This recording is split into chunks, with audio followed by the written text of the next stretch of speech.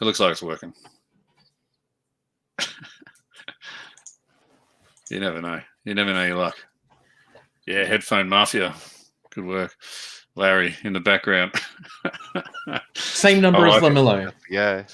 Yeah. Yeah, well, it's fate. Welcome to the show, you crazy cats. Yeah, we've got Carpet Punter and Chesh Breaks, or Chesh from Chesh Breaks. Here to Chesh talk the more scammer, don't you mean? Wow. Jump right into it. Who needs a run sheet? If I had it written down on paper, I'd just tear it up. Off it goes. Chesh is going to wax lyrical on how to scam. Damn right. .com/. Howtoscam.com/ your mother. Well, there you go. Well, I was going to give you an introduction, but you might have given yourself one with the scamming talk. But yeah, look, essentially, some of the housekeeping we can get out the way really, really, really quickly is thanking our sponsors, which is none. So we can move off that really quickly. Fresh Air doesn't pay any money towards the show. Once again, thanks to Blake at Rain Blaker on Instagram for coming on last week. And happy birthday. And happy birthday. Yeah, I think it was yesterday. I think. Yep. Was that right? Yeah. So happy birthday. To Blake. Hopefully he had a good day. He seems to have had some fun based on his posts on the Cherry Discord. He seems like he's been out and about. So that's good. So Carpet Punter you will have met last week on the show when we were talking shit about the hobby and sports. Good to have you back on, mate. Thanks for being a mainstay. No worries, mate. Thanks for inviting me. Yeah, legend. And Chesh, welcome aboard. Tell us a bit about yourself and where we find you on the World Wide Web. Boy. YouTube.com/Chesh Breaks. I am predominantly not a breaker, although we do some group breaks now and again when we feel like it. When we're not being disputed on PayPal by little pieces of shit. Aaron, you know who you are, which I'll get into in a second. So we're naming names already. Jesus. Oh, I'm not going to name his surname. Shots fired. But I can if you want to, considering that, I don't have a bleep button yet. I don't have any sort of editing equipment. I think everyone saw it over the weekend when he used a burner account to make a post and that backfired on him spectacularly. So, it's kind of what you get when you call them kids. Sounds like an adventure. So I guess if we clear this out the way, because we want to talk about some more positive shit at some point, but this probably stems from the challenges, I guess we'll say, of Australia Post and the challenges of, whether it bleeds into etiquette in terms of how you go about it. And, yeah, I'm going to call it straight up as stupidity on the buyer's part. Right. So when you go into a group break, right, usually you get free postage, which is fine. With some breakers, such as myself, who are smaller breakers, we're going to say you can have free standard postage, but if you want track postage, you have to pay for track postage, which we then put on our Facebook groups and on our websites and stuff like that, right? So we make it bleedingly obvious that, hey, if you want track postage, you have to pay for it. If you don't, and it goes missing, who are you going to blame but yourself? Like, we can't do anything about it. Like, if Australia Post lose it, and they lose a lot of packages, let's be honest. And if they do lose it, you're bad. I think in my experience over the last 12 months or so, or even longer really, when you just talk about Australia Post in general, it's like there's always a chance that something's going to go missing.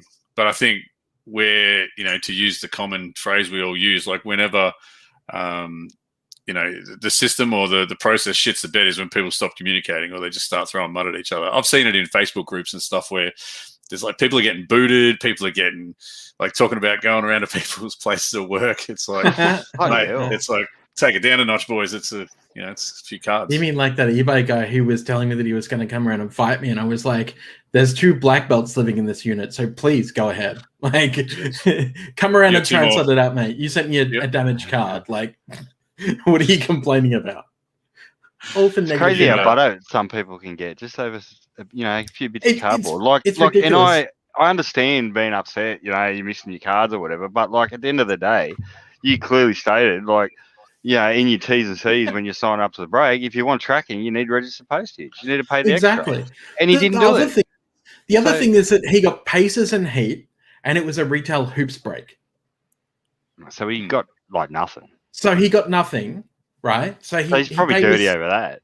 Yeah, he paid his $70. He got basically no hits, like he just got shit, and then decided he wanted to do a chargeback. But instead of just doing the chargeback, he then also tried to rubbish me in a group the first time, which he got shot down by admins over 3 different groups and had his posts deleted. And then yesterday, well, you know what they say, Chesh, if you don't succeed, you try again. Well, yeah, because yesterday people might do it again. about this show. They might do it about this show. they might put complaints in. The problem is that PayPal backs the buyer, right? And that's where Chesh ran into problems, right? Like exactly, and that's what I'm fighting again at the moment. Even though I've shown them like proof of postage, which was the padded mailer with the stamps on it, PayPal are basically like, you didn't give tracking, and it's like, we don't have to give tracking. What the what the F are you talking about, PayPal? Sorry, I don't know if I can swear. So you swear away, mate. You can say fuck. It's fine. What the fuck are you doing, PayPal? You bunch of numpties. So they absolutely back the buyer, even though like we've sent and we've shown both the receipt that we bought the stamps from and the fact that Australia Post tell us, hey, when you're sending, just so everyone knows, when you're sending this much mail out, this is Monday/Tuesday's mail that has to go out from stuff. When you're a business and you're sending that much mail, they go, we don't want you on the counter, right? We want you to buy stamps and chuck it in the post box. Now, PayPal PayPal's like, well, I'm sorry. Even though they told you to do that and you followed those directions, and even though you have the terms and conditions on your website, you're the one who made a mistake. No, I didn't, PayPal. Fuck you. I wouldn't suspect PayPal would reply to a lot of that if you just said that. So I guess you got to go the long way around. They absolutely have. I've got this whole message transaction that's just like me going back to them going, no, you're being really stupid about this, PayPal. Like, I am the business and you're basically fucking me over. Yeah. Well, it's rough. I agree with what Peter B says, though. You know, not upfront, not communicating. I mean, from that standpoint, if you've got T's and C's, it's a bit different from two buyers. But buyer and a seller on Facebook, just trusting each other. Like, you've got T's and C's and sort of say, well, look, this is the go. This is what you're getting tracked. This is what you're not. I mean, it's pretty straightforward. But yeah, I don't know. Yeah, if you, that's exactly it. But I just wanted to get that shit out of the way because it's been driving me nuts all weekend, and I really wanted to bring it up somewhere.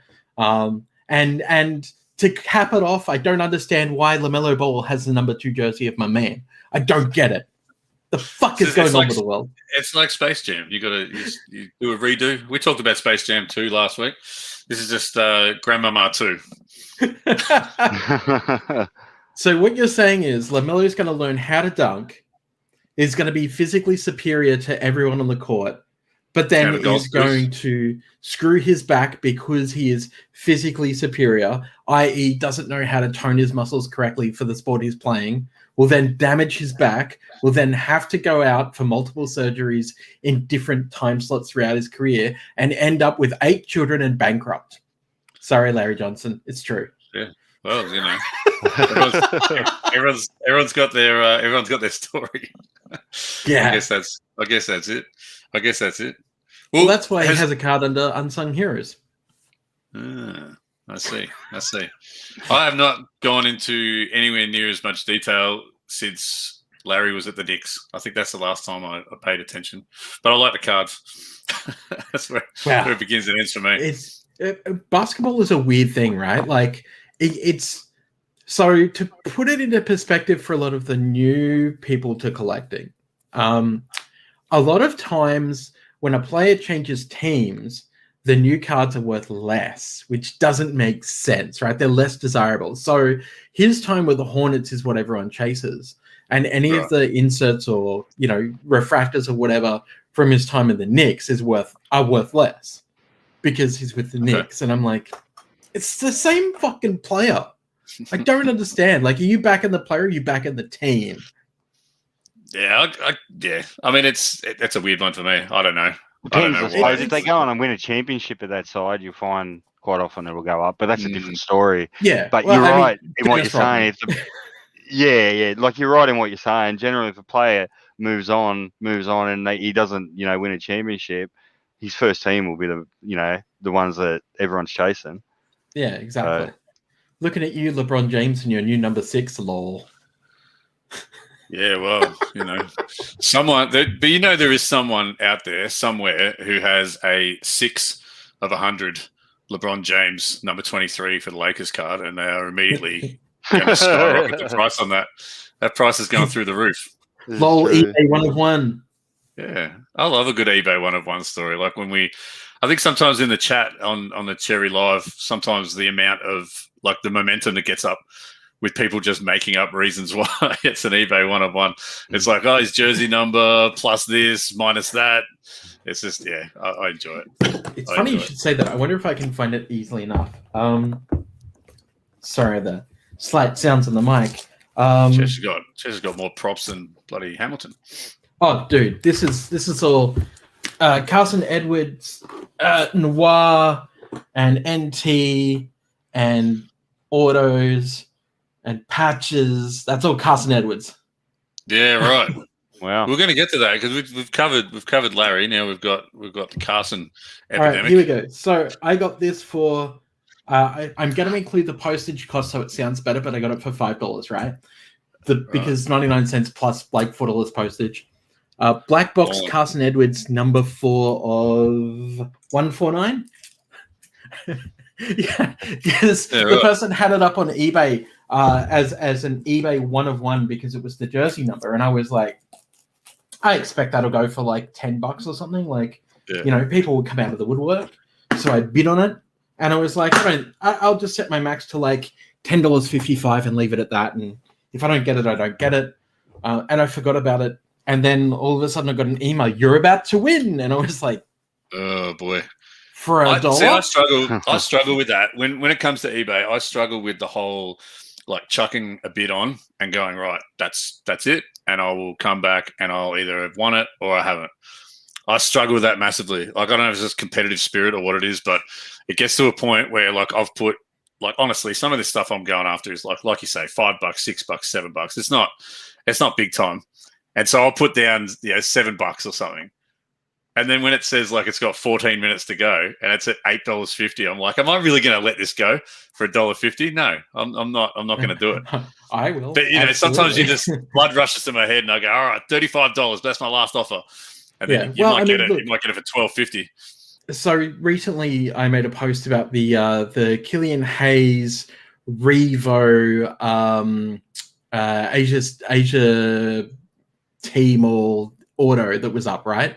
And it just so happened it was one of the autos that has the pattern in the background, right? I can't remember what it was called, which wasn't in the description at all, which I found hilarious. But dude wanted like $50 for it, and I offered 45, and dude was like, yeah, no. And I'm like, then why put or make an offer? Like make an offer, yeah. Yeah, I've given you a decent offer, which was $5 less than your asking price. And then, of course, Shane Panther was just like, man, why do you even bother about $5? You should just buy it if you want it. And I'm like, no, it matters to me because I don't have that extra $5, between working a corporate job that doesn't pay corporate money. Let's be honest, with most corporate jobs, they don't. And between like trying to liquidate actual physical cards. So I'm liquid again, I don't have the $50 to pay plus $6.50 for postage, by the way, to pay on a Killian Hayes auto when next year it's probably going to be worth $20 if he injures himself again. Like, I'm just not, I have to set myself a reasonable ceiling. In saying that, isn't it about? I think it's more about the make an offer. Like, if someone's not prepared to take $5 less, then don't make an offer. But I don't know. It is what it is. Exactly. But in saying that, I did buy myself something that I don't entirely feel. I got it for $130. Oh, old mate. That's a Killian Hayes Prism Choice Red rookie for $130. Is that numbered? I don't know if they're numbered, to be honest. I didn't see a number on it. Look pretty flashy there. It's flash. It's got like a cool background. It doesn't seem to be numbered. I can't see a number anywhere on it, and it's not listed as having a number. But I'll probably send it off to get graded, to be honest. And that's my bling flash when it comes to Killian Hayes at the moment, because look, to be honest, having a look at it at the moment, Killian Hayes could go one of two ways. He could end up being a superstar because he was great in the EuroLeague. Write a number on it. No, Peter. Or Peter's onto something. Peter's onto something, I think. Or he could just become Pistons' worst rookie, right? So if you're looking at new rookies and you're looking at the way they play, like Killian doesn't like holding the ball for long, doesn't like making shots. He loves assisting teammates, and that's one of the flaws in his play. He's a great passer. His passes are amazing. Everyone's got ideas. Cody. Everyone's got Stamping ideas. kit. No. Automatic 101. It's amazing. I love it. I love it. Everyone's here to help. I like it. Exactly. Such the internet's so helpful. But yeah, so like he's a great passer, and that kind of worries me a bit, right? Because he needs to hold the ball longer. He needs to like drive the ball a bit more, and he definitely needs to take more shots. For card value? Yeah, for card value. Yeah, definitely. Yeah. For team value, definitely, for team value, he just needs to stop getting injured, because his team value at the moment, like being the passer, being that dude who makes the weird passes that you cannot judge, you cannot see, like the amount of passes that he's done on full boards has been ridiculous. Just like passing it between dudes to like teammates and getting scoring that way has been just fantastic to watch. But so we'll see. Yeah, I haven't watched many Pistons games, but from what I've seen, like highlight reels and that on YouTube, like man, he's a pretty bright young star. Yeah, like in the making there. But yeah, like I just worry about players in that outfit there. You know, like it's like a bit of a black hole. One of those teams where I don't know. It is, it didn't used to be 20 years ago. Let's be honest. I know, but the game was different, and they could just beat the shit out of people. I don't know if you've seen anything about Detroit lately, but the city is a shambles. Like, and it has been for a number of years. So I could only imagine it'd be shit living conditions there. Like even for NBA players, like it's just comparatively, it's just I don't know. Nobody wants to go there. Like it's just get the hell out of. Well, so Dodge, the problem with Detroit, for people wanting a small economic / history lesson, is the fact that they produced a lot of motor vehicle stuff, right, for the US. Once those car factories shut down, then the city basically started to fall apart. Crime obviously goes up because there's less employment around. You've got more people taking drugs to try and escape their life. You've got more desperation. Property values are plummeting. Then you have all these factory workers who are out of work. It's pretty much like what you would describe. Like you could take that audio bite, and that would describe the Cherry Discord pretty much to a T. Pretty much, except with Magda. Yeah, pretty much. Yeah, it's solid. It's solid. I reckon it works. It works. I got to shout out a few people because there's a lot of comments here, which I very much appreciate, and I'm like trying to catch up. Yeah, these comments are firing away. They're firing away. They're flying. Cat's very active here. Yeah, bloody. So Cody and Peter B, Peter Lee did mention something before, which was quite funny. We put that up there, and I'm sure we'll come back to it. Mayo's here. Nico V gave a nice little shout out. Who else we got? Blake. We've got Blake Wilson. We've got there's so many comments, which is kind of fun, but I can't keep up with them. So Vincenzo's here too, cheeky bugger.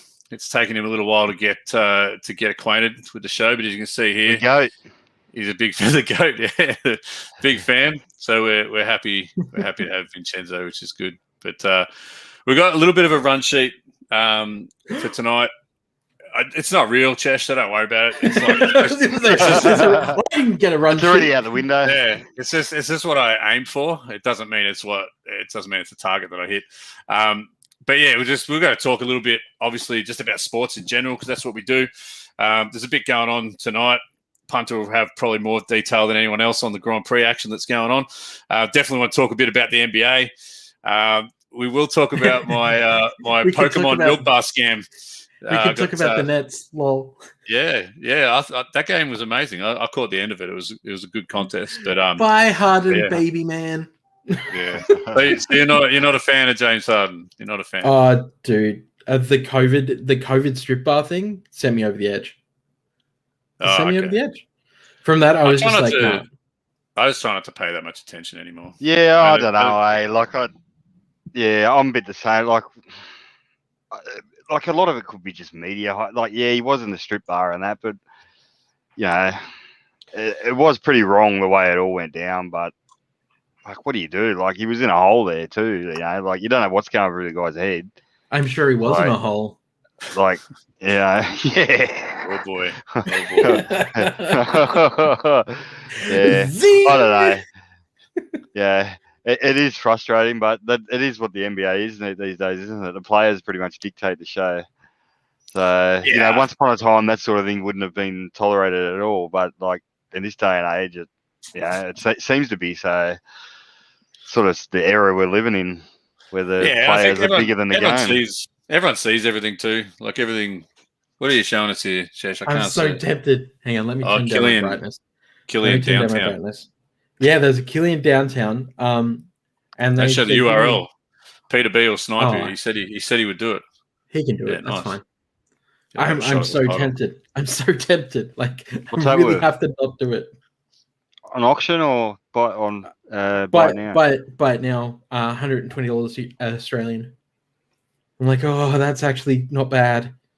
It's hard with them though because they're all foil edges, eh? So you really want to have a good look at it right around and under different light angles and shit to see because one dent in the surface and bang, there goes your 10 grade.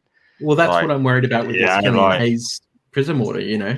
Like one dent and it's not a 10. It's not even a 9. It's probably going to hit like an 8 or an 8.5 if you're going BGS. That's the most worrying thing of buying stuff off eBay is that you can't see a lot of even corner damage. And look, if you have yourself a nice Android phone, or I think iPhones should be able to do it as well, that has a focus mode that you can use to like focus in on cards, I strongly suggest that you do it before you grade anything, because you'll pick up a lot of stuff that the human eye can't pick up, and I guess in my case triply so because I'm legally blind. But there's a lot of like imperfections and stuff that you can't see. Get yourself a strong ring light so that you can put a lot of light on there. If you have anything like a blue light as well, turn off all your lights, chuck the blue light on it, and look at it through a magnifying lens. And you'll be able to pick up so many service dents and stuff that you did not know existed. Just don't run it over your bed.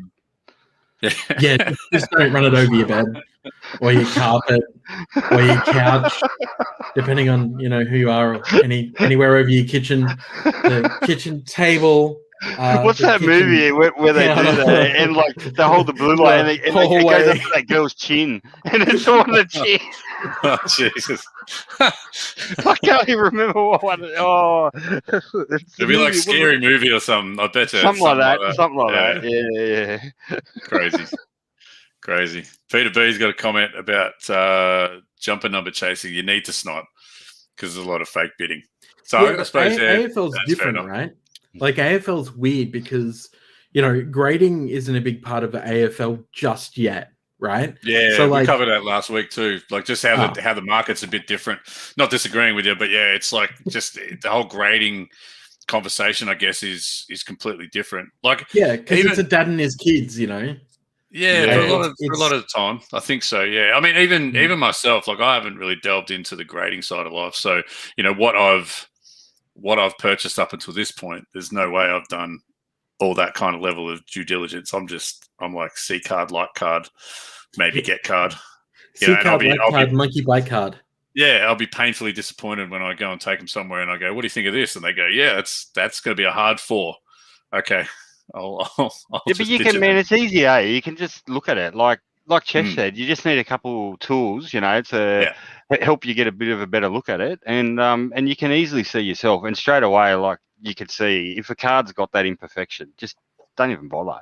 Like especially in this day and age with the cost of grading and the time it takes, unless it's frigging perfect, don't even bother. Like, or unless it's for your PC and you really, like for instance, I've sent cards in that are like, I know I'm only going to get 7s and shit, but I'm never going to sell them because I just want them protected and I want them slab because I've had them since I was a kid or whatever. Unless it's something like that, But if you're planning on selling the card of that, just sell it raw. You're better off selling the thing raw, I reckon. Yeah. And it's a big thing that I used to say, and I guess I continue saying about certain old. Oh wow. Certain old inserts like the Scoring Kings, right? So the old Scoring Kings, the Michael Jordan Scoring Kings, if you're buying them raw, be incredibly careful because you can't see the surface damage from where it is sticking in those packs if it was recently opened. That's right. So you're going to have fallout from the other card on the card. You're going to have like weird chewing on the edges and stuff like that you literally cannot see with your naked eye, but you can absolutely see with a focus lens. Same with hyperfoil cards that have the old aluminum foil finish on them, such as Power and the Key and stuff like that. Really, really hard to gauge just how damaged those are until you have them in your hand. And then you notice like the foil is coming apart, on the sides or the corners are chewed because some dickhead has like put it in and out of a folder for the last 10, 20 years. Because it's raw, like any raw of those 90s inserts, like sometimes you're just better off just to bite the bullet and pay a bit extra for a graded, even if you go a 9, because a 9's probably better than any of the raw cards on the market anyway. Exactly. So don't be fooled into thinking you're going to get a 10 by buying any of these 90s inserts on eBay. Most of them are never going to get anywhere near that because whoever's got that would grade it themselves if it was. Yeah, look, one of the things that I say is that if you're like me and you want to buy some old like Fleer and stuff, just be under the impression you're not going to hit a 10 at all. Like it's going to be virtually impossible because otherwise, why do they have them up on eBay? Exactly. At best, you're probably looking at a 9 if you're lucky, but realistically, you're probably looking towards an 8. A lot of those cards are also miscut, so they are off-centered like shit. I particularly have I think it's a Charles Barkley rookie, and it is top-centered. So it's centered really nicely, but all the way to the top. Like they had heaps of that, You see, like I can remember as a kid, like even just with NBA hoops, and I remember noticing that even when I was literally just looking at it for the players and the pictures. But I used to remember that arch that went over the top. One side of the arch would be like a millimeter, and the other side of the arch would be this big fat thing. And I'm like, that's a shit one, Yeah, exactly. But in grading terms, that's a whole different game. Like for me, like I haven't graded anything, and I'm aware of the pricing difference. If you get an 8, a 9, a 10, or whatever. I bought a PSA 5 Pittsburgh Steelers player on a card the other day. I got it for it was an 80s card, but right? Yeah, earlier. I think it was like early 70s or something. Mate, when you start talking that age, like PSA 5, it's not shit. You know what I mean? Like, it's not great. It's not great, but it's not absolute garbage. But like, if you got ultra modern PSA 5, like chuck it in the bin. Like, what's the point? Like it's rubbish. But like older cards, like whatever, mate. I found it just to be fun. What do you got here, Chesh? Karl Malone. Oh, hang on, there you go. Well, there you go. Yeah, that's right. Because I don't know why somebody graded this. Because it looks horrible. Don't do this. It's a Malone slab. You got it. I bid on it as a joke and forgot about it. I think I got it like $10. I think. Because I bid on it and I was like, that's hilarious. Like, and if I win it, I'm just gonna like chuck it into my collection because it's hilarious. And it's like the dude then contacted me like 3 days later, like, oh yeah, hey, by the way, payment's due for this. And I was like, what? Okay, cool. Whoops.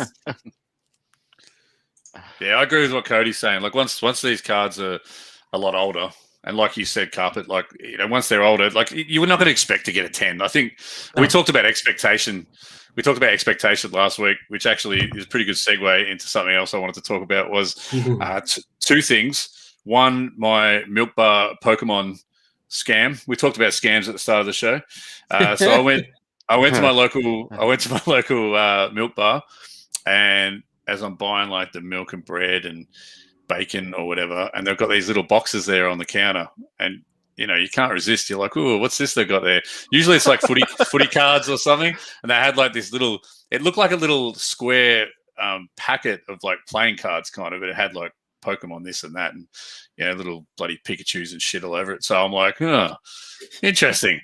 I said, "How much are these?" to the lady, and she goes, "They're $3." And I said, "Sold. I'm in." And so I got my little packet of Pokemon shit cards, and I took them back. And what did I do? I went to the trusty Cherry Discord, and I said, "Hey guys, what can you tell me about these?" And like an absolute avalanche, an absolute shitstorm. Literally within seconds. Fake. GDC, Canny, friggin' Blake Wilson. Everyone's chiming in. I'm even going, I don't even know what it is, but it looks garbage. Yeah, it absolutely looked like shit. And it was like, I needed an umbrella for all the commentary. It was an absolute shitstorm. And yeah, sure enough, I opened them up, and we want to talk about a time machine. These were probably made about 4 weeks ago, but they look like they were made about 50 years ago.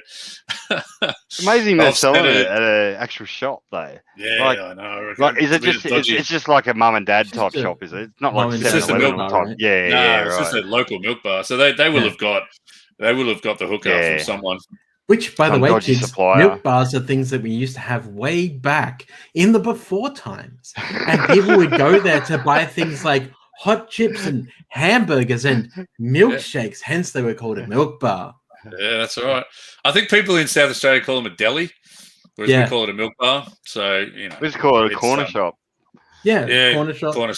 Corner shop's another one. So I decided to try and redeem myself, because after being scammed by the long rod of the Pokemon lore, I decided I'm going to take this venture to Coles.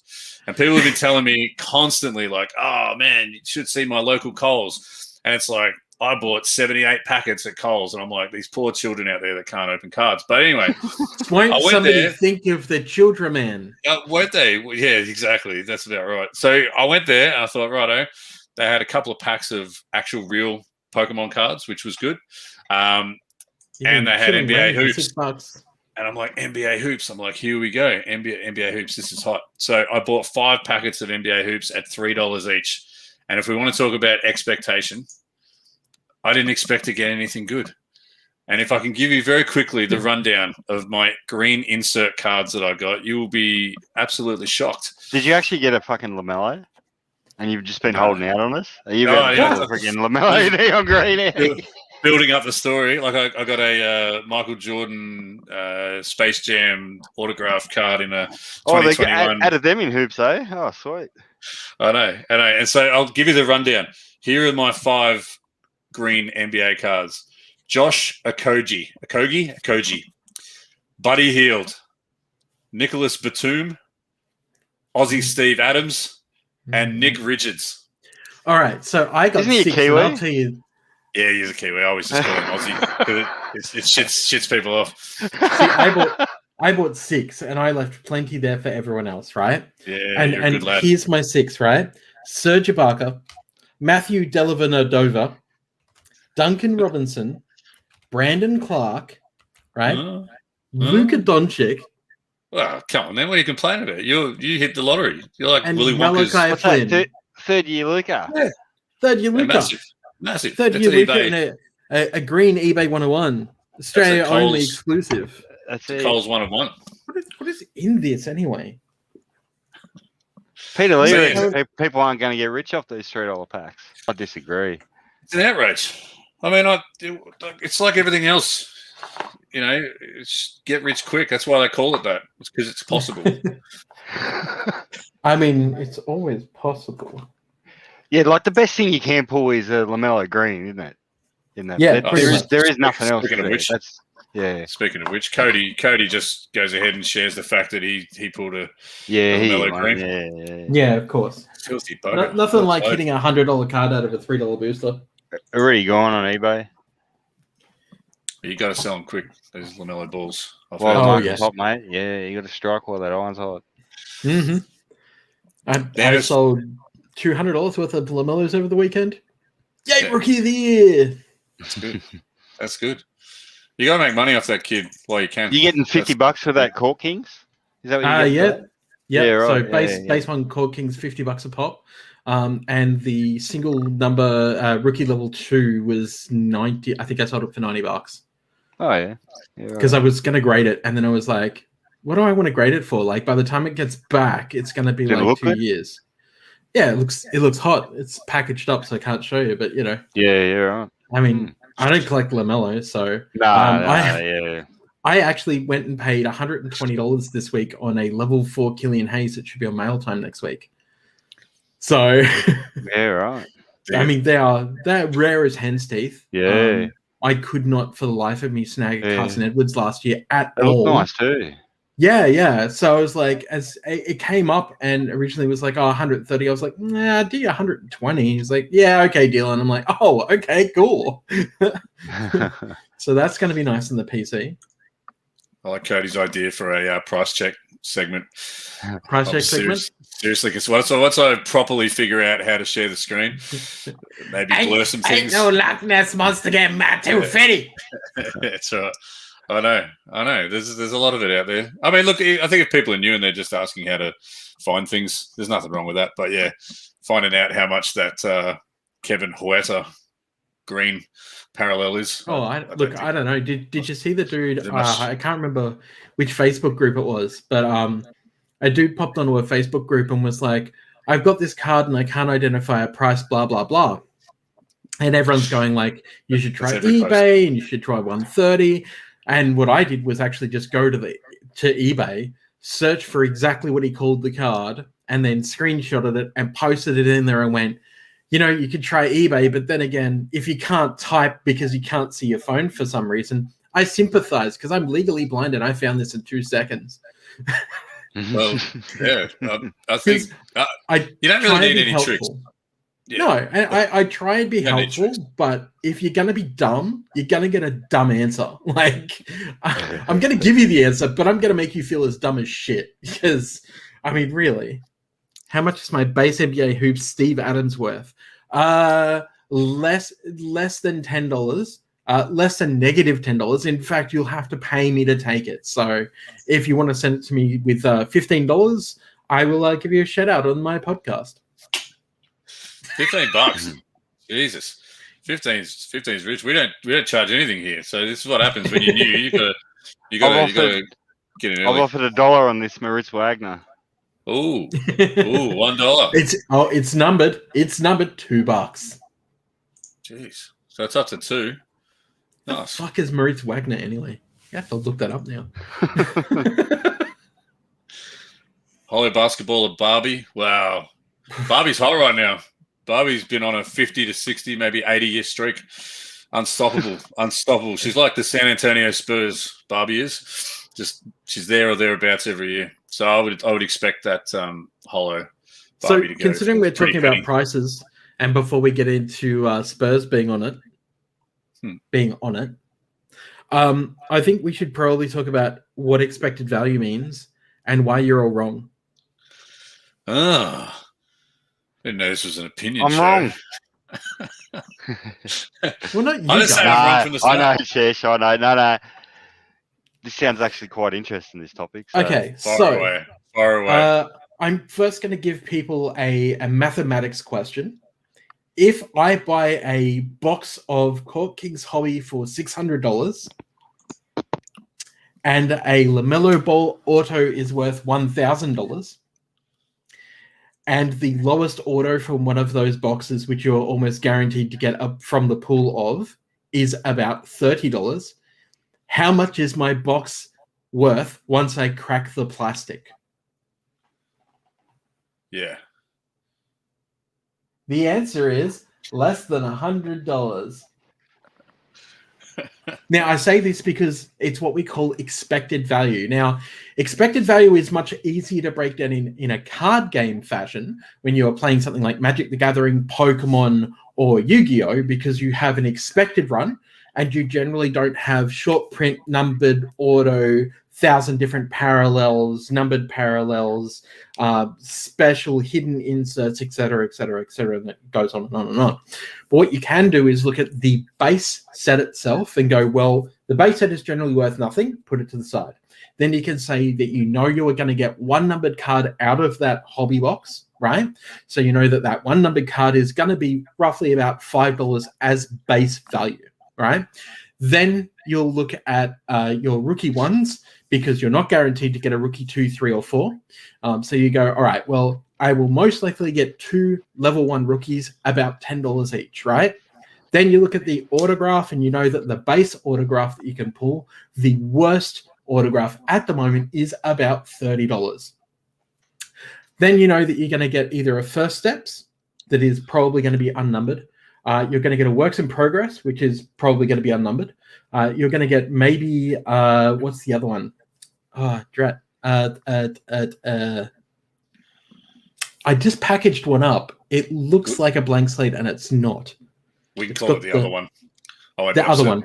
The art the other one. Yeah. Not the Sync de Prebel or whatever the fuck it's called. So from all of that, you can say that you can build a rough EV on an average, not counting something like a LaMelo Ball auto, because cracking one of those autos is particularly hard with a deep run of the amount of rookies that are in the rookie class times the amount of autos that are probably going to be out there from LaMelo Ball that aren't actually A, on card, and B, they are actually redemptions, all of them. So your expected value is actually going to be quite small. If you go and watch multiple breaks, you can get a feel of the boxes themselves. You will feel what comes out of a case. And if you watch multiple case breaks, you'll be able to do your own expected value on a box. And that, for this particular purchase, is going to be about $100, is your expected value, right? Right. Yeah. Now, the thing that comes with this is, why am I bringing this up? Do you know how much Court Kings hobby boxes were before this crazy COVID boom?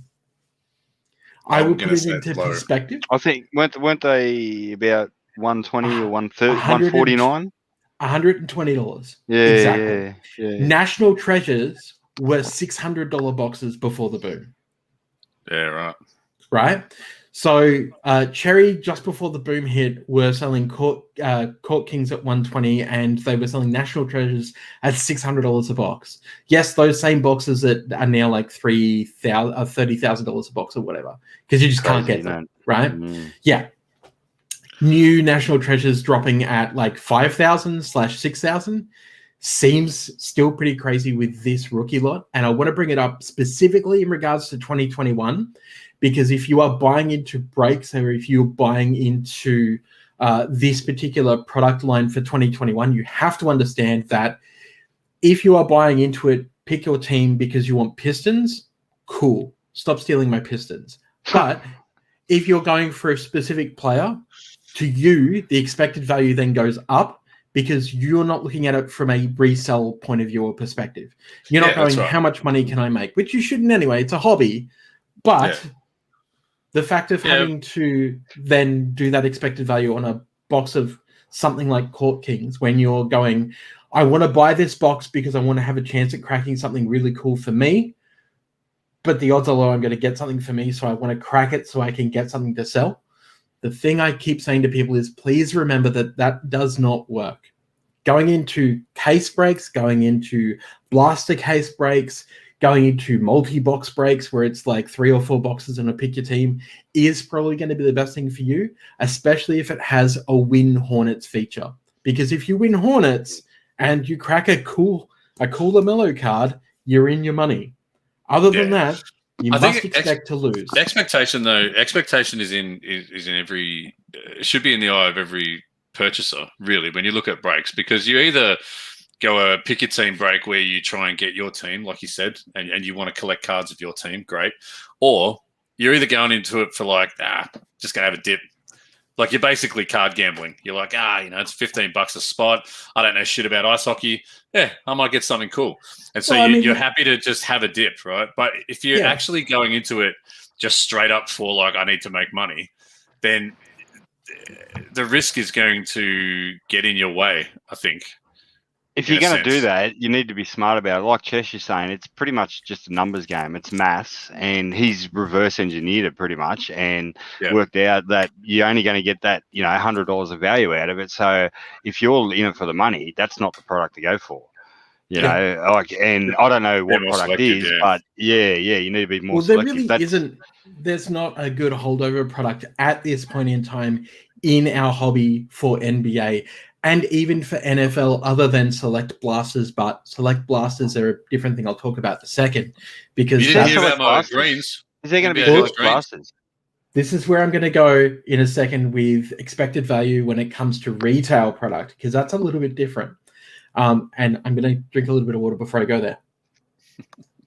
I need someone to answer this comment, though, from Blake before you start. Speaking of MTG, I opened Modern Horizons to collect a booster pack today. Okay. What did you open?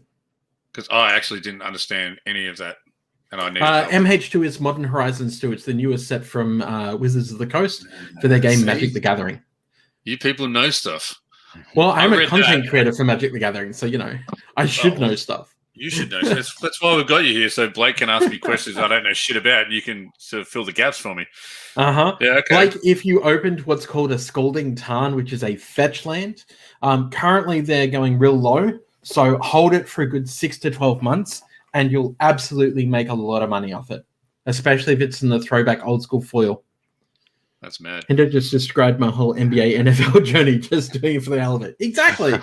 So this expectations, everything though with this stuff, and I think, sorry, Chesh, I'll let you tell the story in a sec, but it's like, to me, like you either have $15 or you have your 50, or you have what some people, $500 for case breaks and big times. Like everyone's sort of gets in where they fit in. And I think it's a big reason why Cherry don't really want anyone talking shit about what people spend. Because obviously it doesn't matter what people spend. It's people just being involved and having a crack at what they want to have a crack at. Because if I spend a certain amount of money to have a crack at something that I want to try and win, then great.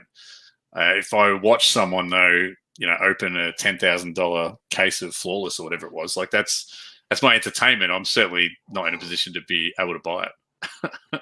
Yeah, so I find it's pretty much the like it's like the younger guys get pretty excited over, whereas us older guys, I find we're a bit more chill when it comes to the more, because we, at the end of the day, like, it's $10,000 box. What's 10 grand in a lifetime? It's nothing. You know what I mean? It's always, and everybody's in a different financial position, so it might be nothing for some people, So like to them, it's just the same as us maybe spending $100 or something. So like, it's all relative. So so it's all like I enjoy it as long as they're not a dick about it. Who cares? Like, but as soon as they become a dick about it or something like that, like then it's just like, whatever. Stop being rude or whatever. It's like, At the end of the day, it's just like I'm not going to open that. So when I see the comments where people are like, hey man, thanks for opening that on here so that we could see it. I rate that and I agree with it, because I wouldn't see that box opened otherwise. Agree, So, but it's just, I find it interesting. But I think the expectation is a huge one, because if you are dead set believing you're going to get something, like if I go in a random team break because they've got 3 boxes of NFL 1 and I want to hit an Eagle, like if I go in a random team, like, I mean, the odds of me getting the Eagles and then an Eagle being in the box, that's right. It's minuscule. There's a couple of games you're playing there, like you said. That's right. Chesh, I think the best I got was a Marshland retro, according to my Magic friends. Yeah, Marshland's good. Awesome. Good pull. I feel like I've got a lot of Magic friends as well. Yeah. Go for it. Okay, so before we get onto the retail thing, I did want to touch on something that I think my brain just might have just absolutely wiped from my head as I answered that. Oh, boy. That's right. I can trade water. I got comments here. You do comments. What do we got here? Let's have a look here. P to B. best I've ever done at getting cards in my PC is just getting singles. Obviously not as fun. Yeah, Case breaks. I agree with that in terms of singles. I think there's like different channels to collecting, and I think if you want a bit of thrill of the chase, I mean, eBay provides you with some form of a thrill of the chase because you're obviously searching up eBay and trying to find, like in my case, old 1950s, 60s NFL cards. But the real thrill of the chase is like I paid $20 and you never know, I might get something that's really shit hot that's worth a lot more than that. So I think if you play on those different channels, you collect things for PC reasons or you collect things for profit. I mean, let's face it, if you're having a shot at something to be able to resell it, just resell it. Like, I don't care. To put that point into perspective as well, actually, up over here, that point. So recently I bought from Cherry a Prism. Well, it is technically a Prism, but it's not. It's Donruss. Donruss Choice Prism Mojo base Killian Hayes rookie for $30, right? Then I managed to score 2 of them on eBay for $10 each. Now, that's not to say that Cherry have done the wrong thing or that they put it up too expensive because they're a store and they're always going to put it up and with an offer button. The offer button's there for that reason, right? But it's that, for me, that's my thrill of the chase is a little bit different because I'm not chasing after usually a specific card, but I'm chasing like the cheapest version of a card that I can get that I really want. And I'll hang out for like months just like having a look again and again to see if I can find the lowest priced copy of that card because I'm not going to pay $60 for a base Prism Choice Killian Hayes rookie, like the Mojo rookies. Like just that's how much they were. Yeah, just to have it, you know. Yeah. But if I find them at $10 a pop, I'm more than willing to like, you know, spread myself over those and just go, I'm going to roll around in them like they're money. Yeah. Yeah, I mean, look, it flows into like the old school NBA hoops, and I think there's a lot of people. Like I'm in my 40s, and I think there's a lot of people in my sort of age bracket that would have collected in the past and might be going back to fill sets. So they were 90% full. They sat in those folders that you were talking about earlier for 25 years or something, and then now they want to fill them. It is very easy when you first. Yeah, well, all that stuff, but it's very easy when you first look on eBay and go, right, I'm going to get my checklist out and I'm going to see what I can fill. It's really easy to just pay $2 a card. Yeah. Because you think to yourself, shit, it's only $2. That's awesome. It's only $2. When in actual case, there's heaps of places. Like, oh. Yeah, there's heaps of places where you can like they'll send you 10 cards for $1.50. I mean, it's just about looking a little bit harder, I guess, a little bit smarter. Yeah. So the break thing I wanted to bring up is case breaks. I have a love-hate relationship with case breaks, and I'll tell you why. Surprisingly enough, this being a story-based podcast. When I go into a case break, most of the case breaks I find are not pick your team. This makes me incredibly frustrated because I want to go into a case break and I want to get my team. Now, I don't care about anyone in my team except Killian Hayes. Let's be clear. Hitting all those Isaiah Stewarts, can we fucking not? No, you will, because there's going to be enough of them. Yeah, exactly. But hitting Killian Hayes is my thing. The problem is, how much would the Hornets be? $2,000? They're usually very. Nobody's going to pay for it. You know? Really? So are you sure about that? Have you not looked at Leighton's breaks? Because I tell you, people do. You're probably right. There is people that would pay for it. Yeah, but like maybe the guys that like I don't know. I only use Cherry because they're really the only guys I break with in Australia. But heaps more than what I do. And, I break with like 3 different companies. So. Yeah. I'd say they like to be accessible to everyone and give everyone a shot at it. You know, not just all the high rollers that are shot at the Hornets. But I know what you're saying. If there's guys doing multiple case breaks every night, like they should. Why not make one of them pick your teams? I agree with that. Yeah, exactly. That's my point. Leighton's on another level. Well, yes, but go and watch my video from Friday night.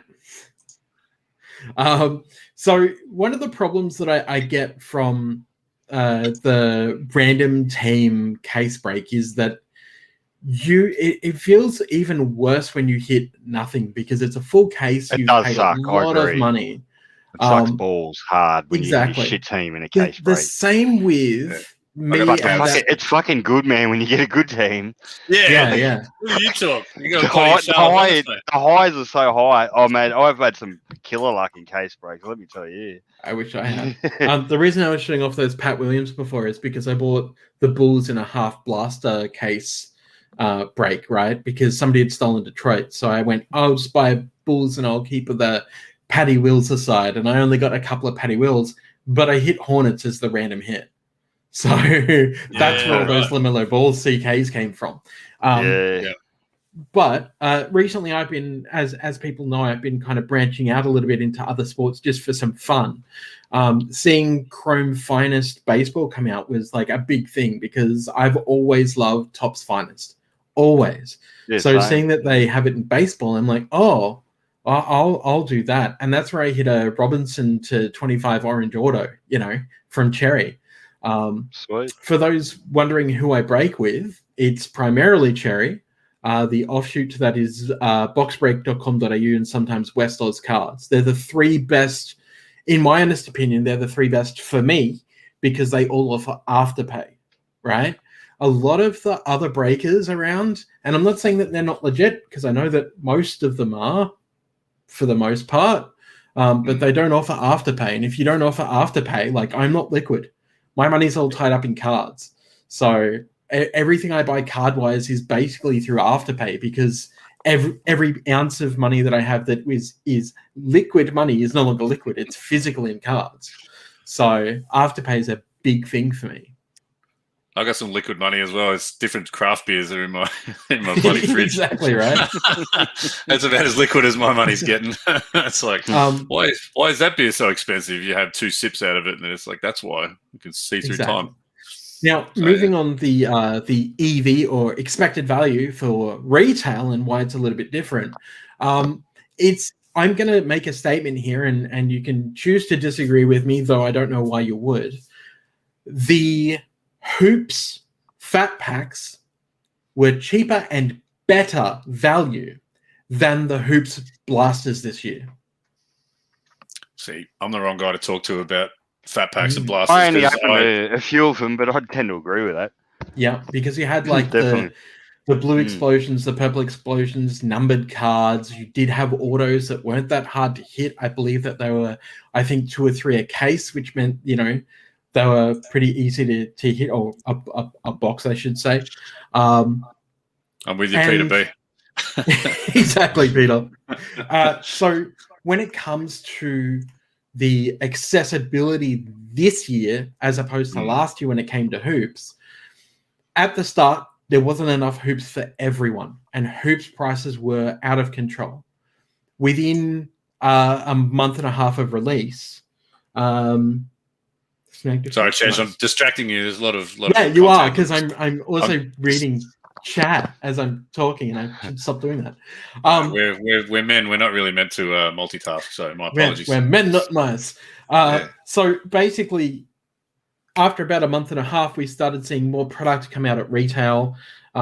We started seeing somehow people getting a hold of retail boxes, which blows my mind that a lot of these dudes aren't stores and somehow are getting retail boxes. So some people have got some connections, Like that is you look around and you see what people got. They must have people in America or whatever that they know, and they've just couriered it over to them, so they can sell it fast. At the prices they were selling it at, I think that they'd have to have been bought here, because selling a retail Donruss box, for example, for $190, which is $40 under what they were doing at retail, does not make sense. And you wouldn't be able to get them from America imported, and sell them at that price and make a profit at all. It just would not happen. Donruss is another one to talk about because the blaster boxes were fucking terrible. They were the worst blaster boxes so far. I think I know these ones because when Blake was opening them, and sorry to cut you off there, I actually know something, so I want to actually comment.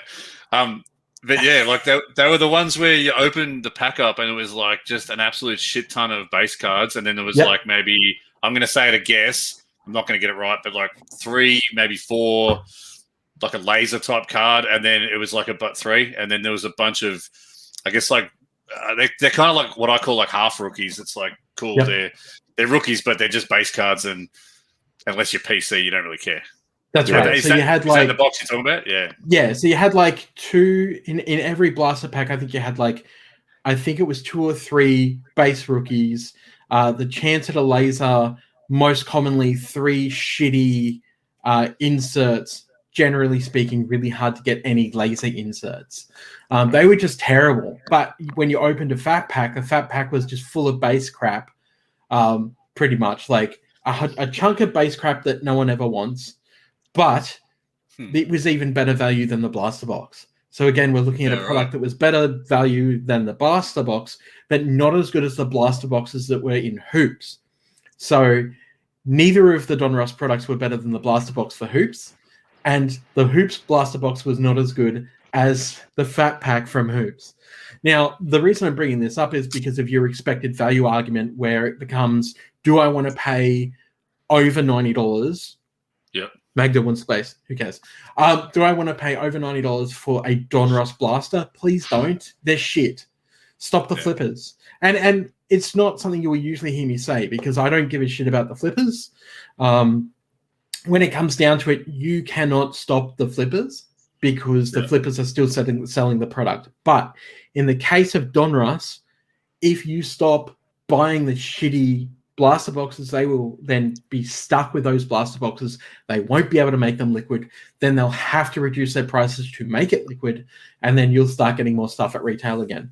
In saying that, though, we then started seeing all of this stuff flood back into retail. We had Donruss booster boxes, Donruss boxes at retail for, $200 to $230. You had blaster boxes were still too expensive, but some places were still doing them at like $50. We saw hanger boxes just as recently as last week or the week before at $20 a pop that people then went out and bought everything of. And there's a reason I don't talk about hanger boxes, and that's because we generally don't get enough supply to actually do an evaluation on. Not enough get opened. No cases get opened, generally speaking, by breakers, because they're hanger boxes and they're not blaster boxes. There's a whole thing behind that. And the next thing I want to discuss is NFL Select retail product. Specifically because we will see an NBA version of that retail product this year. As I stated in the Cherry group, where somebody was trying to shoot me down. Yes. That somebody was trying to shoot me down for being wrong. Fuck you, I'm right. It's been confirmed. Double digits, motherfucker. Hey, it wasn't me. No, it wasn't you. It was some dickhead in the Cherry group. No, it was just some dickhead in the Cherry group that likes to argue with me. So it's a serial arguer, basically. No. So the reason I want to bring this up is because, as you said, Hendo, you were talking. I called you Hendo instead of Hendo. Hendo. I remember that. Yeah. Hey, what's up, Hendo? Yeah, I know. It's not the first time that's happened, but yeah, it was. Yeah, it was just as upsetting. It's fine. It's mostly fine. I just was looking behind me and saw the Star Trek and Star Wars stuff that's up behind me, and I was like, I'm laughing because he misspelled it himself in Discord the other day. Well, he knows his place in this world. How you doing? So the one thing I want to bring up is the fact that Select blasters, when they came out, was the same story, right? Highly valuable, $250 per blaster, just like Prism. You couldn't get them. Do you know what they retailed at? Yes, I do. Did they retail in Australia or only America? Only America. Oh, right. What were they probably do you want to about? know how much they retail in America? $40? $50? No, down. Lower. 30? Down. What, 25? $25 a blaster. Jeez. And up to 250, so 10x. Up to 250. 10x off the shelf. Shit. Yeah. And Hendo can tell you exactly why. Hendo, what did you pull out of NFL Select retail? NFL Select retail? Shit, I don't know. I don't think it was me. If it was, though, I don't remember. Somebody pulled a die cut from Select NFL, and it wasn't me. Ridiculous. But this is another point we need to talk about when it comes to EV. Because what happened was we saw everyone all of a sudden was pulling die cuts of Justin Herbert, and Tua and all those guys, right? All the big names. And then people started realizing, everyone started realizing that the NFL Select product had been stacked by Panini in favor of the big names. Yeah. Right. Right? That's a gripe of mine, like how, like I'll hear the breakers talking. You guys probably will disagree with me, right? But how they go, that's a case hit, right? And they go, no, it's this player. That can't be a case hit because the case hit has to be like one of the top rookies or something. And you're like, that can't be right. The case hit should just be this line of cards, and then you should have shit players. And it's just your bad luck if you happen to get a shit player. Yeah. It shouldn't be a dollar value attached to it. So here's a funny remark in regards to that. In the before times, and we're talking like maybe about a month ago, somebody hit a Devin Booker case level hit, right, in one of the basketball products, and everyone was like, "Oh, that can't be the case hit because of the same reason, because it's Devin." Imagine it now. People be and it's like, the person fucking over the moon now. Yeah, but at the time they were like, "Oh, this can't be the case hit because it's Devin Booker," and it's like, no, it is. Like, it's just like hitting Cinq de Plus Belle, which is a case hit, or Blank Slate, which is a case hit from the Blasters, right? Yeah. So tell me something. Just sorry to cut in, but like a case hit by definition, because that person that would have said, Blake's just saying he's got to go. So see you, Blake, and thanks for checking it out, mate. Bye, Blake. Legend. See you later, but that guy that said, that can't be the case hit because it's Devin Booker. I'm not necessarily saying I agree with it, but why can it absolutely be, like, for others that might think? Because I think that, like, most people would look at it getting new into the hobby and seeing breaks, and people talk about, this is a case hit. Well, case hit just usually means there's one of them per case. That's what I mean. But like, it doesn't necessarily define a player. It doesn't necessarily define a dollar value. It just means that there's one per case. Simply it. Case hit. One per case. That's it. End of story. Yeah. So the thing I want to bring up is Cornerstones. I think it was maybe 17, 18 when Cornerstones had the downtowns. Okay. And, the list of... I don't have the the market is what defines the value. It's not Panini. Because as soon as Panini starts dictating what goes in there, then the whole market is manipulated and it will crash because it's artificial. So as long as they keep making it non-artificial and stop trying to manipulate it by adding more of certain players and things like that, the market will remain strong. Because it's a true value of that on the market. Whereas, if they try to skew it one way or the other, it will artificially increase for a while, but eventually it will get found out because you'll find out there's 200 of these cards on eBay for sale, and that can't be avoided. So again, NFL Select, like finding out that really Panini are doing the right thing when it comes to NFL Select, and people might find this a bit controversial, but let me explain for a sec. The roster on NFL Select seems heavily geared towards all of their, top rookies and top players, right? Might sound like a bad thing but then everyone's going to have that special rookie and that special player. Like, yes, they are, but with the amount of different die cuts and stuff, it doesn't exactly matter because what you're looking for is short print and super short print, right? So it's one of the arguments I keep making is that retail base is fine, right? Retail having base is fine. Hobby having base, on the other hand, is a little bit different. Hobby should have less base because it's a hobby fucking product. When I crack a hobby box of Hoops or Donruss, I shouldn't have to wade through 10 fucking shitty retail base cards per pack in a fucking hobby pack. That is ridiculous because you are making that definition. This is a hobby box and this is a retail box. They are very different boxes. They should look, I agree with that 100% because you're paying more for the product. Exactly. If I'm paying $1,000 for a box of Hoops when it came out, or 700, I think it was, 750, 800, and I can buy a box of Hoops retail for $200 or $300, there's a massive gap there. So then why is my hobby box coming with retail cards? Now, I do appreciate the fact that if it comes out with, let's say, a retail insert that is foil only in this and not in this, I understand that. That's fine because you're saying this is exclusive in foil to the hobby box, not the retail box. But when you're splitting it that way and you're going, well, here's all this shitty base, and then you're like, cool, I don't want it. Look at Pokemon now overprinting cards. Market's cooked. Yes, and yet no. The problem with Pokemon was that they suffered a worse deal from the flippers than we did in the NBA. We suffered a big bad problem, but then the Pokemon Trading Card Company, or the Pokemon Company International, TPCI, tried to correct the market by printing more boxes. Why are boxes now $250 when they're being overprinted? That was the problem with the market crash. The reason that Pokemon was sliding down is because they were producing more boxes, but the prices weren't going down. The expected value is what kills Pokemon. Because if you have more product and it's the same price as it was previously, then you're outlaying the same amount of money, but there's more of that product in the wild, which means the market then comes down. So you're actually expected values up here and the market's down here. That's what's killing Pokemon. You're never going to be satisfied. Exactly right. Yeah. Exactly right. All right, let's have a look at the old the run sheet, because I do have a particular question for Carpet on. Yeah, I know. Don't panic. It's all right. We discussed this earlier. No, just in regards, because local time I think is 11 p.m.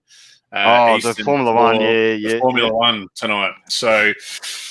Yeah, and you reckoned it was pissing down with rain. Well, it's pissing down rain. For anyone interested, pissing down rain, I reckon there'll be, a couple first corners, nice good stack. So put your bets on first driver to retire. Go the long odds. Go one of the drivers up the pointy end. I reckon, like your Verstappen, your Hamilton, your Bottas.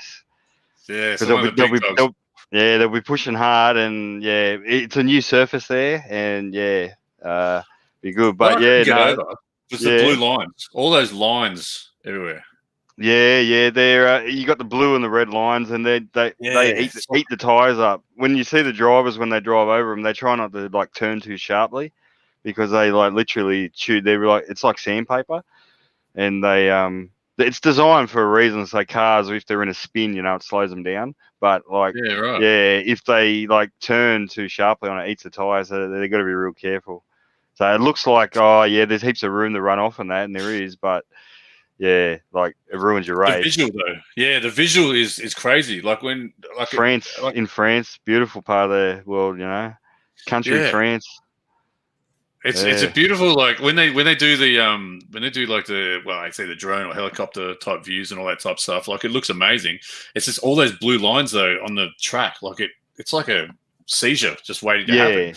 Oh I don't know how the drivers do it. I mean, they're going so fast that it would be even worse. Or I don't know. Maybe it's there's an airport right next to it. Like, they all just fly in on private jets, and it's like literally right next to the circuit. It's crazy.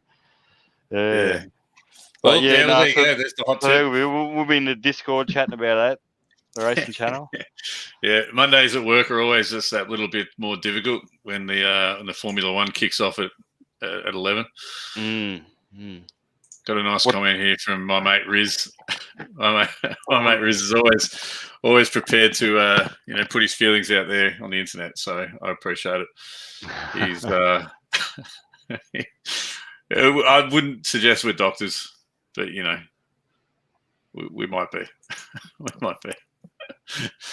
All right. Peter Lee's in here. Oxygen thief, not slips. Well, I just read that Prism T-Mall's just been released.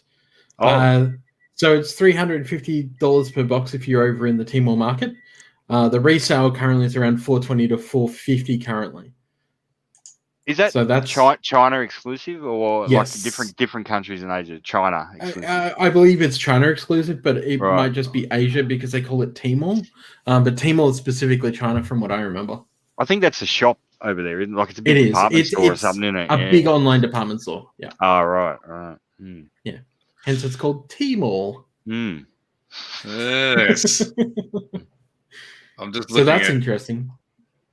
Mm. I mean, I won't be buying a box because it just sounds risky as hell. I'll tell you, Well, I went into a couple of breaks of the Timor Optic last year. Man, that shit was killer. I like that. Well, I mean, you had a much better rookie crop last year. Yeah, with a lot more that's true. Players worth actual money, other than like having to, balance everything on your balls.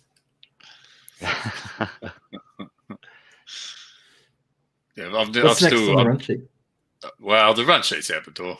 I got Rizzy. I got Rizzy here talking about bloody racing mobiles and superhuman reaction times. It's like cheese. It's like there's a lot going on. The run sheet is basically useless at this point. But I did actually dig up some original questions from the Cherry Discord. Oh, get them going. It's when I was putting together the idea of this little shindig, and there's two specific questions. I wish I'd brought it up earlier because Blake's no longer here on the in the comments. But his was the first question from Blake Wilson, and it was: will the boys ever win a Zion first bucket into triple double multi? And for those that aren't aware, there's a couple of the lads in the Discord that are pretty keen on the multi of Zion to score the first basket and to get a triple double. To my knowledge, it's not yet come off in Zion's young career, but I think every New Orleans Pelicans game that has been played, we all think it's one step closer. How do you feel, Carpet? Do you think it's ever going to happen? Oh, look, probably. Yeah, probably. I think it can. It probably would. Look, it's not that difficult that it could happen. I think he could easily score triple doubles. Like a few in his career, and for him to get the first basket wouldn't be too random. So it's just about picking the right game. When that's going to happen in an 82 season game, God only knows. Yeah. Like the odds of picking that is how hard. But like, yeah, I mean, it probably would happen one day. Yeah, but I just like to mention that even old JR, they got booted from Disco, mentioned the old Zion first basket into triple double and was giving him stick over it.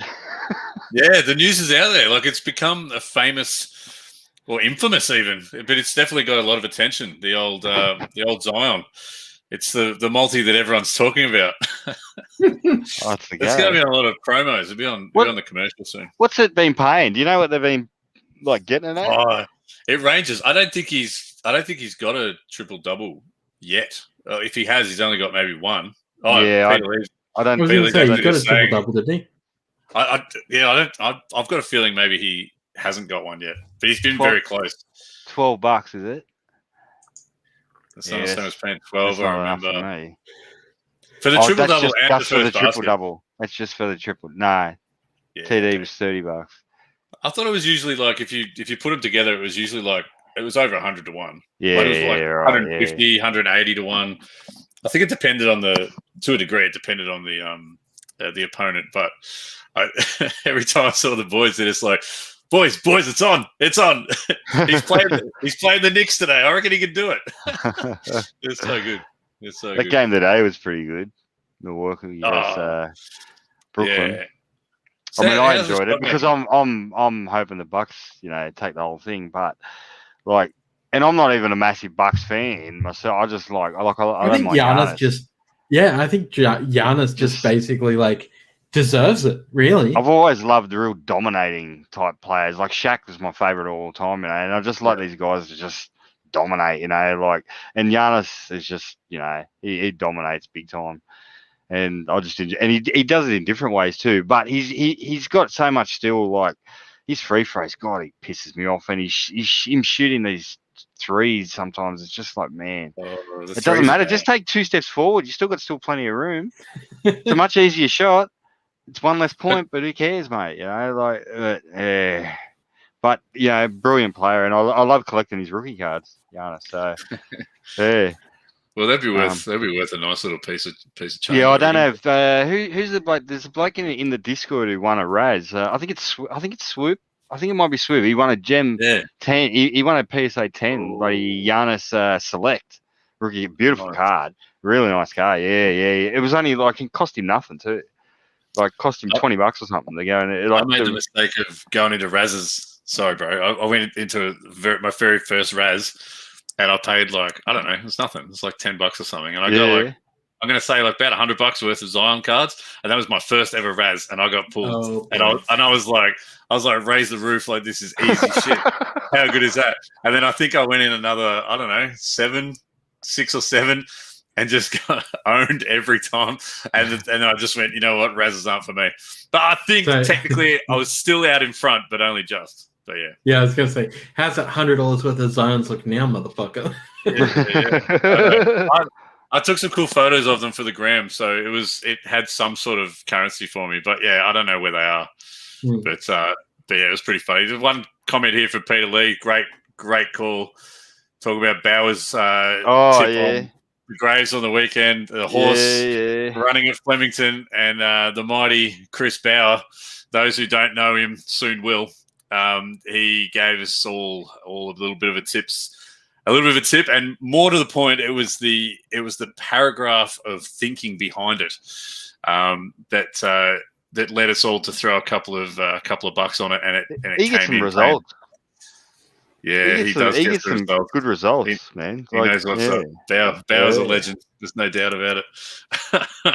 Absolute legend. He jagged a few at Ascot too last night, like late last night. Oh, I saw that he said something like he was going to like talk later or something. He's like, oh yeah, just got a couple at Ascot later, and I was like, oh, I'm not looking. I've got to go. But I'm not shocked that they came in.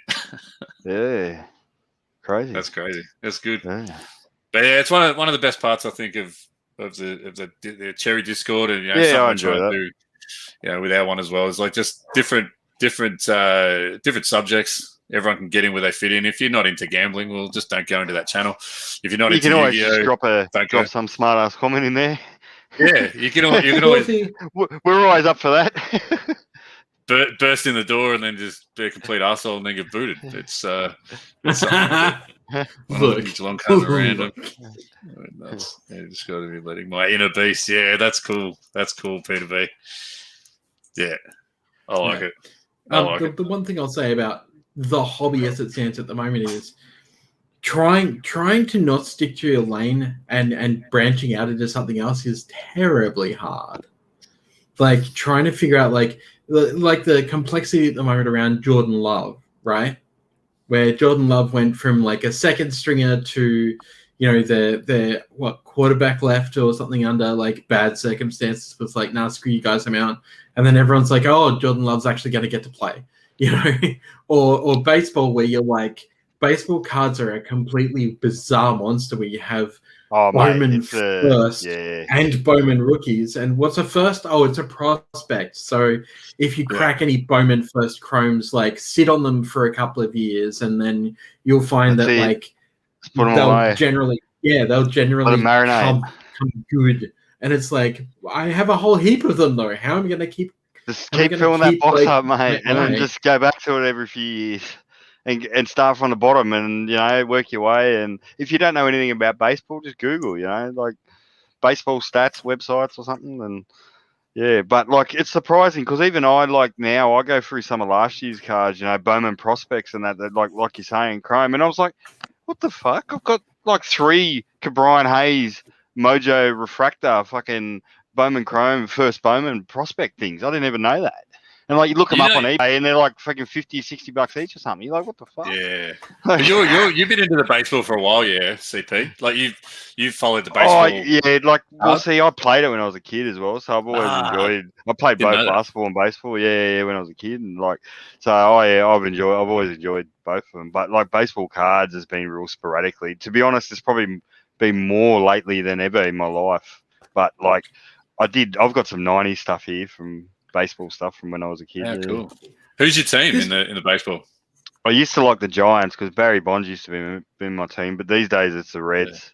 Yeah. I've always liked Cincinnati for some reason. I don't know, mate. I don't even ask me why. For some reason, when I was a kid, I liked them, and yeah. Oh yeah. What I don't understand. Is that Chrome? That's a Chrome, isn't it? No, that's is that not Heritage Chrome? Can I? No, It's no, not. it's not.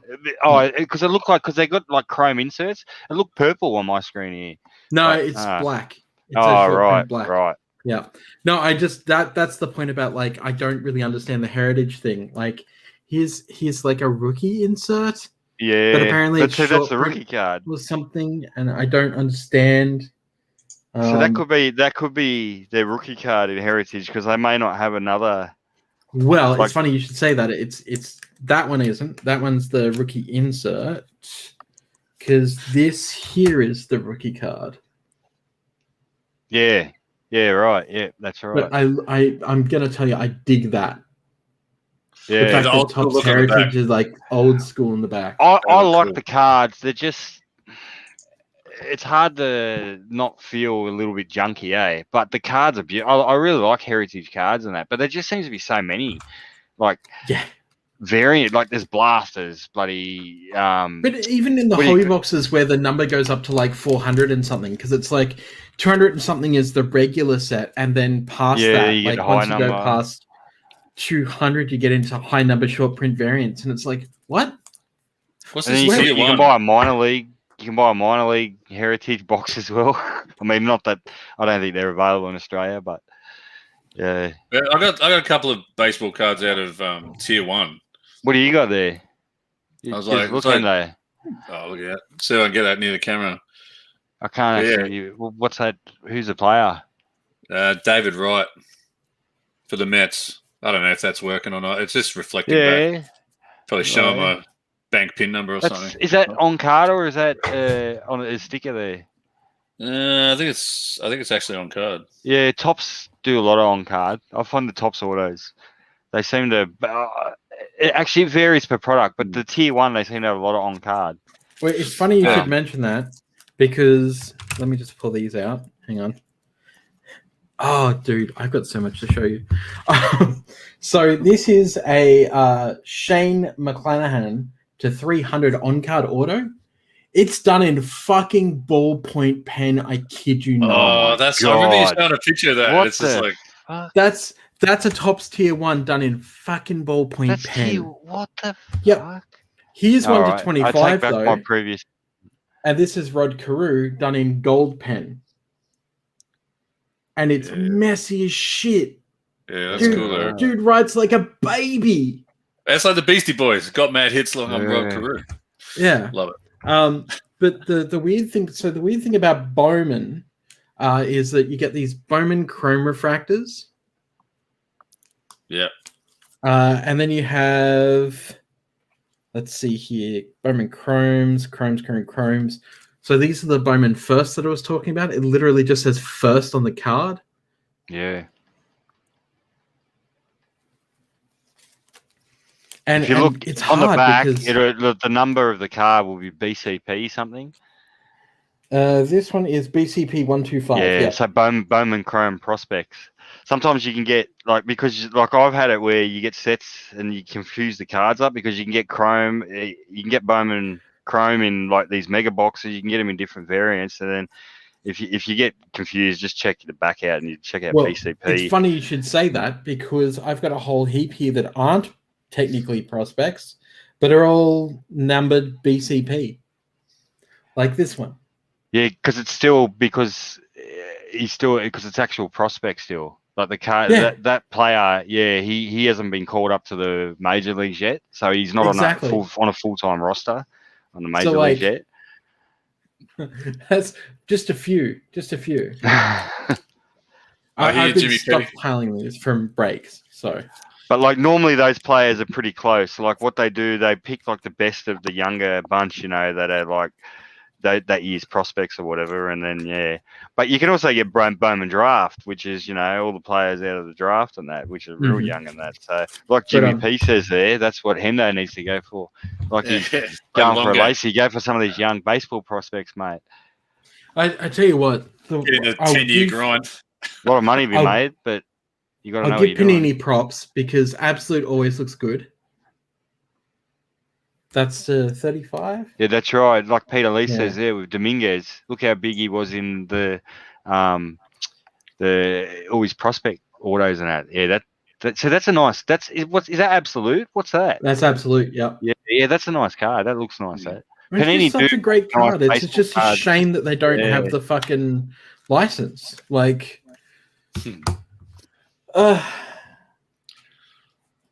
and that they don't know what they're doing because, my expected value return on that box was terrible. But that's neither here nor there. Well, yeah. if you're ever feeling unsure, you can watch this episode back and tell yourself about the value proposition. About don't open boxes, buy singles. Yeah, don't open boxes. Don't ever do it. It's hard not to, though, eh? Well, not necessarily boxes, but at least go in breaks or something, because we're all in it. Obviously, we enjoy it as well. It's not just like we're here trying to make bloody money. There's plenty of things to make money on if you want in life, but we obviously enjoy this as well. So, like, to me, I get a lot of enjoyment out of breaks and chatting everyone and all that sort of thing, and like boxes, I do get them occasionally, but unlike you, Chesh, I don't stream. Like for you because of what you do, you need to get your hands on some product. But for me, like I just do what I can, and if I can I keep some sealed products, but I open them and I enjoy opening it. But yeah, break sort of gives me my fix. Yeah, but I understand your predicament, man. It's one of those things like where I have to justify it, like opening product, right? Like I have a box of 2020 Jumbo Update behind me, which I've been told is absolute trash and do not open. But I mean, it's up on eBay and it hasn't sold. So if it's not going to sell, I'm going to have to open it anyway and just hope for a decent auto, But generally speaking, like the way that I justify it is like, well, even if I'm cracking nothing good, at least I have something that I can put up on YouTube.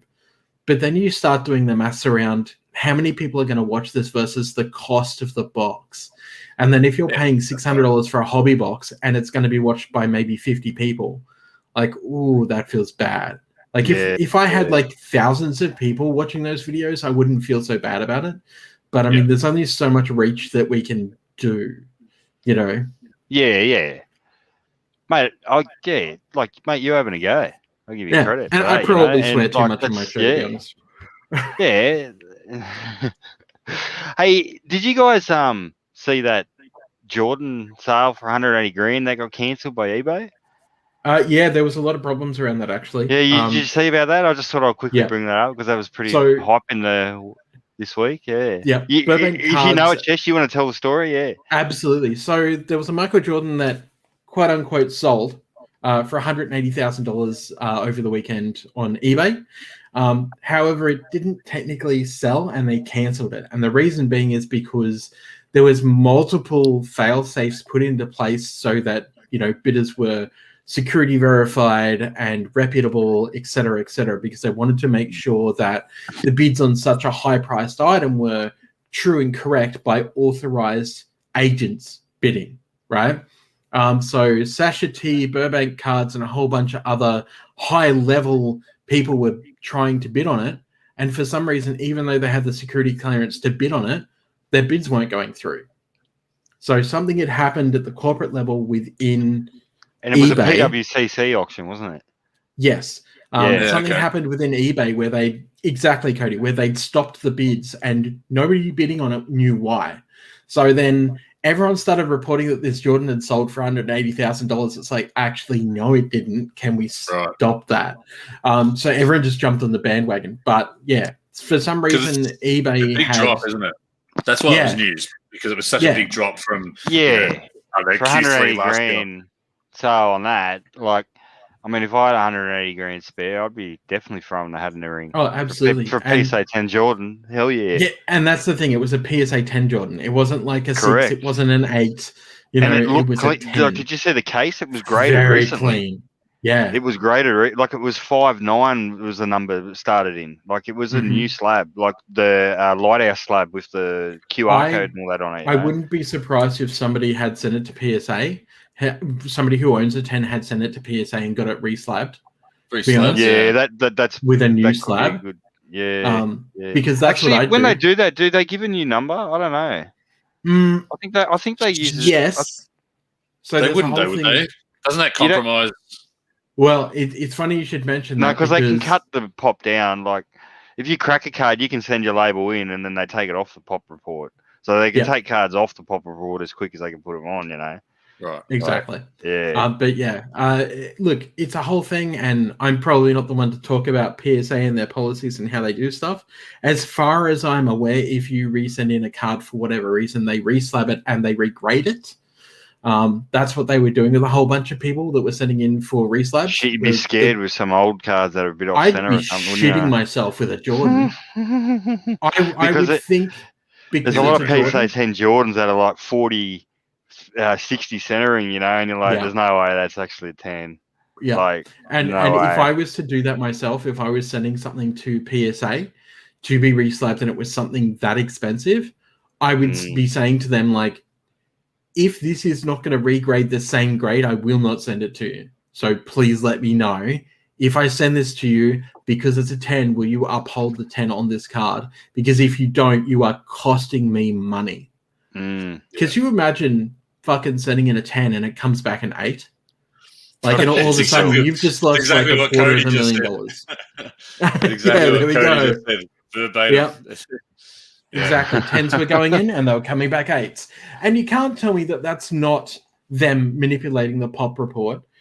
Lane Pierce was on the Double Coverage podcast a couple of days ago, to be honest, talking about this exact thing, saying that they haven't seen any changes with the way that PSA has been grading.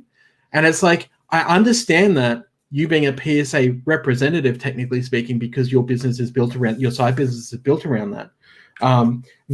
And look, to be honest, Lane probably hasn't seen any problems because they would have seen around 30% hitting 10s.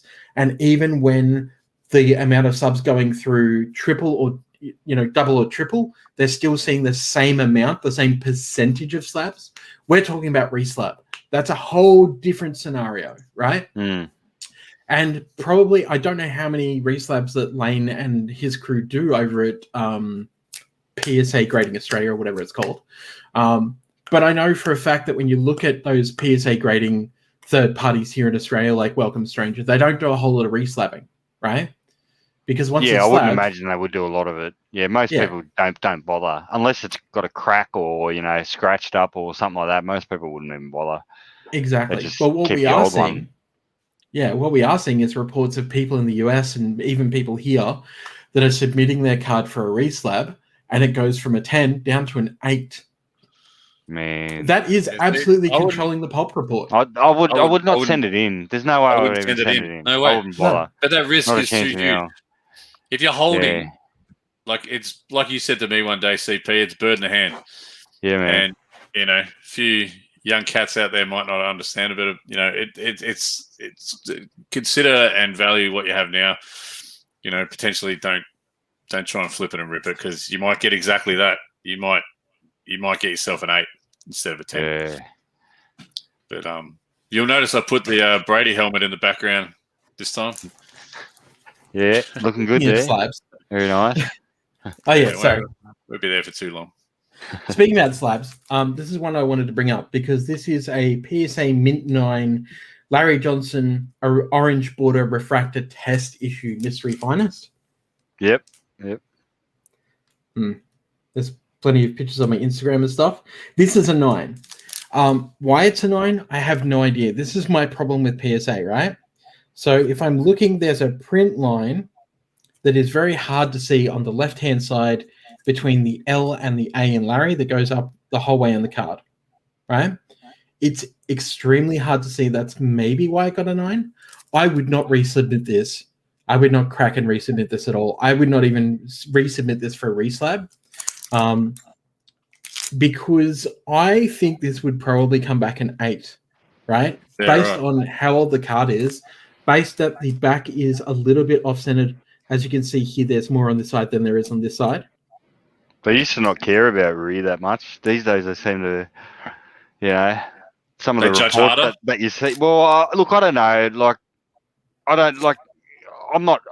Without going full-blown conspiracy, pop control, market manipulation style, it wouldn't surprise me if they've tightened up a little bit, because they've absolutely tightened up. Yeah, and look, it wouldn't surprise me. But at the same time, right, and this is what a lot of people don't bring up. They just bag out PSA, and don't get me wrong, I'm all for bagging out PSA as well. But a lot of people are submitting a lot more shit these days. than what they were a year ago, for instance. Like in this last year, like if PSA has had, you know, a tenfold increase, that means they've also had a tenfold increase in shit going in. Yeah. Yeah, as well as a tenfold increase in goods. So that means yes, there's going to be more shit leaving PSA as well. So, but in saying that, I do agree that it does seem that they've tightened their belts a bit when it comes to the grading. Now, whether that's got to do with the introduction of AI, they want to, you know, tighten it up, they want to pop control, I don't know. I don't know the reasons behind it. And we won't know now because old mate Nav Turner is taking it private. So now we don't have the transparency like we used to with PSA, which is actually what used to be the beauty about PSA. But in my opinion, is they were a publicly listed company, and at any day of the week, the SEC could rock on their door and say, "Hey, you're manipulating the market." Yeah, you know, right. whereas now, not being a publicly listed company, they're not under they're nowhere. They still are under SEC, rule, but like they're nowhere near as governed by being now a private company. So now they don't have to be as transparent about all their internal procedures and all this sort of thing. So, like, and these are parts of the hobby I don't talk about, but this is me as a businessman, you know, in like previous lives and that, just looking at it from that angle and seeing, okay, I can see what's going on in the background here. So how's that actually going to affect the front end of things? But at the end of the day, I think PSA is just, it's just too big for the market, and it's a brand on its own, PSA is a brand on its own. So, and that carries value.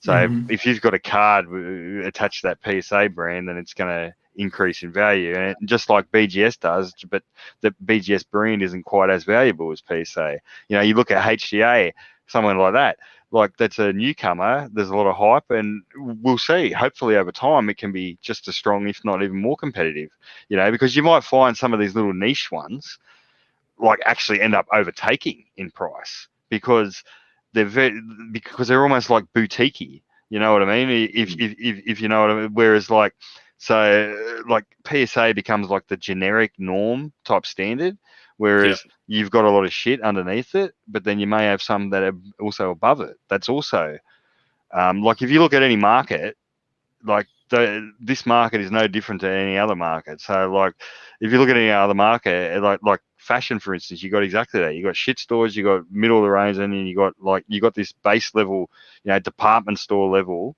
where everyone, pretty much goes at some point to buy their clothes. But then some people go to higher end, some people go to lower end. It's the same with grading, Yeah. Just an example. Yeah, I remember you saying you like the BGS labels better. I personally like the slabs and the labels and that a little bit more than PSA. PSA is very generic and like that, but like, at the end of the day, like I like money too. So, like it's sort of like, like what do you do? And I know going forward, like it's not only just money, it's also the value then of what I can then do with that card. Like if I plan on trading or whatever that card, like, because most of the cards I sell or reinvest back into something else anyway. So like, by getting a PSA 10, it's more liquid, so I can get more for it. But BGS I'd highly rate too, definitely highly rate. But HGA, I haven't been able to have a crack at HGA yet. I haven't actually sent anything because I haven't bothered sending anyone else yet. I've only used PSA and BGS, but mine come back next month. I keep mentioning HGA because I was hoping you were going to mention when yours were there next month. Are they? So that'd be next good. month, I'm looking forward to seeing them. And hopefully my PSA shipment, my first PSA shipment, should come back at the same time, which would be great. Because it has my Kawhi Leonard rookie, past and present rookie, which looks amazing. So hopefully that comes back a nice high grade. I'd love a 10. I don't think I'll get a 10, but I'd love a 10. That would be fantastic, obviously. But it has some base Michael Jordans in it, which are now worth nothing. So that's going to be hilarious. Because you have to remember as well. So the problem but that's only right now, man. Just wait it. Just wait. That hype train will come around again. Yeah, it always does. I'll sit on it. If it's just the point of like, if it had come back when it was supposed to come back, it still would have been the height of Jordan Mania, and I would have been able to like really capitalize on it. What else is in that? There is a Charizard promo that is in that as well, which has dropped significantly in price. So that'll be interesting to see how that comes back. Some select Carson Edwards and a tricolor select Carson Edwards. I don't even remember what the base select cards that I sent to them. That's one of the best things I love about grading is you fucking forget what you even sent in. It's like fucking Christmas, mate. Try not to look at the email. Like, I don't know if you did PSA Direct or how you did it, but like I get an email and straight away, like, oh, here you go, you can view your grades. Right. Yeah. Just like, no. delete, stash it or whatever. Right. Get rid of it out of your inbox. Don't look at it. And if you can wait, and mate, it's like fucking Christmas, eh? Because fuck, I forgot I even submitted these cards. Holy shit. So good. Yeah. It's awesome, man. I watched a few videos of people when they've unwrapped it and they've got like the say 8 slabs or whatever in the packaging, and they open it the right way. And it's all of a sudden they're lifting them from the back up. Yeah, that's it. Yeah. Yeah, that would be like super fun. That would be super I've only fun. ever done it like to myself like that, like where I reveal it slowly. Like I'm like, well, what is it? Yeah, bang. But like with a camera, even better. Yeah. Well, that's you need to definitely do that. You need to do that, Chesh. You need to do like a HGA reveal. I'm going to do a slow roll reveal on all of it. I actually, it's funny you should mention it because Tyler Hitt from HGA has told me that he will make himself available to come on the podcast when I do my reveal. I look forward to watching that. That'd be good. And because I said to him, like, just be aware I'm going to be brutally honest. And if they come back and there's something wrong with the slab or there's something wrong with the tag, I hope that you understand that I'm going to bag you for it. And he was like, he's like, no, that's fine. Like, I get it. We'll absolutely, because I mean, that's the best way to show our customer service experience as well. And I'm like, well, we'll see, buddy. Yeah. He'll be like, he'll get off that pod and he'll be like, oh man, that Chesh guy, he's such a scammer, man. He's such a scammer. My like, oh man, you wouldn't believe I went on this thing. I had good intentions, like we're good customer service, we do everything right. And this guy, he's just such a scammer, bro. my paces and heat. Yeah, it's all right. It's all right. Peter Lee says he can't wait for Dale to let him know to come pick up his grade. Yeah. They do good grading. Like, if you're submitting BGS, like, because I do direct with PSA and I weighed up the option, like, going direct with BGS, and I'm just like, fuck that. It is a mine. Like PSA is so easy, and I'm imagining HGA is probably even easier, right? When I went on their website, it looked even easier. But like if you're gonna go BGS in Australia, just go for a friggin' cherry. Like, it's so fucking easy. Really, Dale, and you can't look after. He's always asked questions like, like, hey Dale, when do you think like May? Maybe cops today. May Express is due, and it's like, bro, it's May again. Like, no one knows when it's coming. You just got to be patient. Just submit and just fucking forget. Like, that's the only thing you can do, man. Because like, you can whinge and carry on all you want, but they're never going to come faster because they're all the way over the other side of the freaking world. Like, nobody can do anything. You're going to help me. You're going to help me when it comes time with all my Giuliano Alesi cards, all the ones that are worthy. Mate, yeah, we'll be grading some of them. Definitely. Yeah, that red one I got to actually look all right in a PSA case, I reckon. Yeah. Anything red would look good in that case, I reckon. That's a nice. It was 2 or 5, I think, from memory. So it was nice. Here's my list of stuff coming back from HGA. You're ruining it. You're ruining it for yourself. No. Because it's not the grade. It's all good. Yeah, it's not the grade. Donruss Zion Williamson, because, Zion. Are they? Have you team matched, card matched the slab? I'm not sure. There's a nice surprise for you as well. Yes, the Donruss one would have been a team match because Donruss is quite bland. However, card match would be Fleer Ultra Michael Jordan Scoring Kings. They'll card match that for sure. They'll put a lightning thing or whatever in that. Hopefully, in the label. But it should. I'm thinking it should come back about a 6 because it's quite badly damaged. Who cares, man? Yep. Hoops Redback Tyrese Halliburton. I'll buy it off you if you don't want it. I'm not saying a Jordan. Stop it. And Magic Johnson 1989 Fleer FT percentage average leader. Oh yeah, that's cool. Yeah, it's different. Yeah. I like it. Yeah. Yeah. I like it. Just in time for the documentary. So I'll definitely do. When's that supposed I'll to do PSA first, I think. Definitely I think PSA. the doco is supposed to drop. Oh, there we go. I know now. Yeah, cool. Oh, I did card match. Oh, you idiot. Oops. You did add it or you didn't? You didn't. No. So the Zion is team match.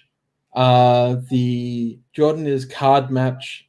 Oh, that's the Tyrese Halliburton. For some reason, I put card match, which is wrong. The Are you ruining the Magic surprise Johnson for is yourself? team match. Oh, not really. Nice. Peter B is on the money here, I reckon. It's good that you can get a card busted in a break, get Dale to check it, and then decide if you send it or not. See, this is outside of my experience yet, but I can definitely see how that would be a massive... I've got to be honest, I've thought about doing this, and I've graded cards I've got in breaks, but I have to have a look at it myself. I trust my own eyes better than anyone else's. That's the way I just look at it. And like, as much as Dale's probably the best in the industry, I still...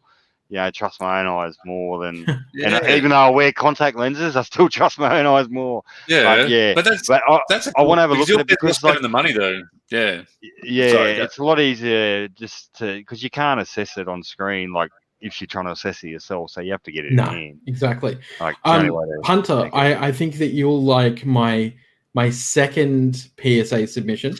Which should come back sometime July, August. So 2 1991 Upper Deck Larry Johnson rookies. Yeah, nice. A 1991 Upper Deck Award winner hologram AW4 Michael Jordan. Those LJs would have to be centered, all right, because you wouldn't have sent them in if they were were like really center good. Or anything, eh? They were really good. Yeah, so hopefully they come back a nice grade because they would have. Because how did you get them? Did you buy them or pack or? No, I cracked them myself. This is all from the 91 box. So they'll 10 then, probably. Yeah, they should do, hopefully. 91 Skybox Magic Johnson GQ. If you've ever seen it. He's in a suit or something, isn't he? Yeah, very style. Yeah. I can show you that card. I've got the set under this table here. Hendo knows it. 91 Upper Deck Magic vs. Jordan. Yeah, great card. Yep. Yeah, that is a nice card, that actually. Yep, the 93 Stadium Club Michael Jordan Frequent Flyers card. Oh, yeah. 1990 Hoops Magic Johnson All-Star card. That's not the Frequent Flyers upgrades, is it? That's just the standard. It's just the standard. Yeah. 1990 All-Stars Magic Johnson. That's interesting. It has 4. I must have sent 4 of them in. Is it 1990? Is that a sticker? No. I can't remember. No, I think 1990 were card that they were card the ones that they went to card. 89. 89 was sticker, which I actually have some of back down there and in my SMC.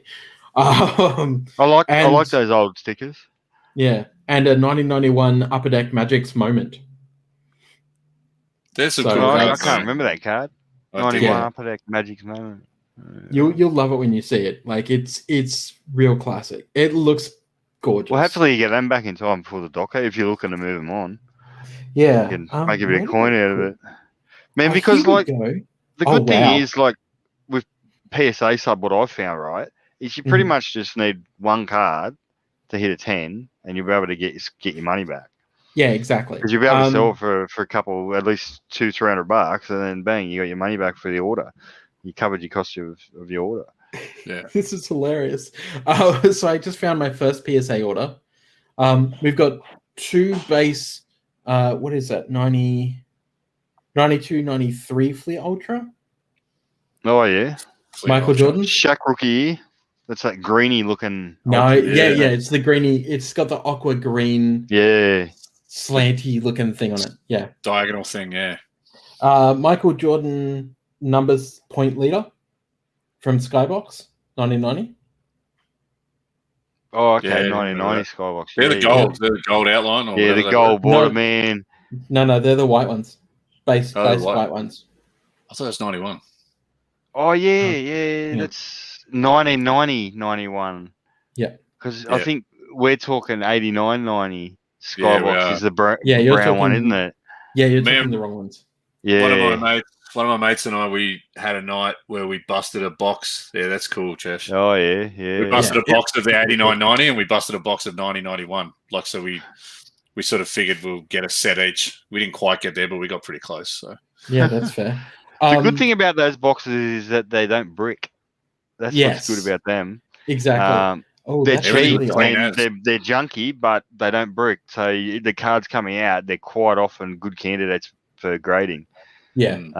Whereas you go a couple of years later, like Chesh was mentioning earlier, like the Ultra, 93 Ultra, fuck buying a box of that. Like Series 1 costs you like $1,000 for a box because you can pull a Jordan Scoring Kings and it comes out bricked. Mate, like the surface will be so ruined on it. Like the surface of Mars, just pot marked. Exactly. Yeah. Just not worth it. The other two cards in that image are Michael versus Magic, but one of them's like really OC, like left to right, and the other one looks almost perfect. And I think I included the off-centered one just to see what the comparison would be. Yeah, I don't mind that, doing that as well sometimes. Like if you're submitting multiple, like, several copies of the one card, like it doesn't matter if they're not all going to 10 then. You want to have 110 in there, but like 110 candidate, but like it doesn't matter because at the end of the day, the person grading it is I don't know about the AI anymore, but like the person grading it on the other end is a human. So if they're looking at two of the same card, they're going to compare the two, and they're going to go, well, one looks perfect and one looks off center. Yeah. Whereas if you just have the one card, what's perfect, they might actually be able to pick a slight flaw on it. You know what I mean? And then, whereas they'll overlook that slight flaw. Yeah, right. Okay. I remember the Carson Green Prism was like really well centered, so I sent that in. It's funny with the select ones. So one of them is different, and I can't remember why. So one of them has like a spirally pattern going from the center of the card around, kind of like a whirlpool, and the other one has bubbles on it, like a bubble pattern.